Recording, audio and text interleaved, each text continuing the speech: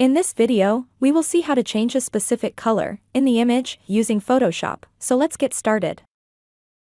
First we need to duplicate the original layer with Ctrl+J in Windows and Command+J key in Mac.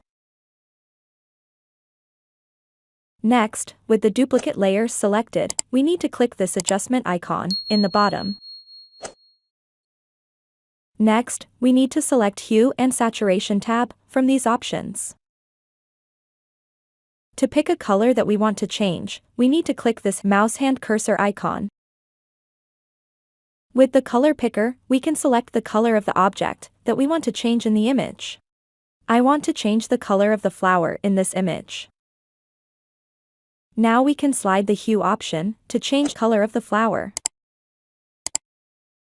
We can adjust the saturation and lightness slider to get the color effect we want in the flower. And done. I hope you liked watching this video. Subscribe to my channel and click the bell icon to get updates when new content is added.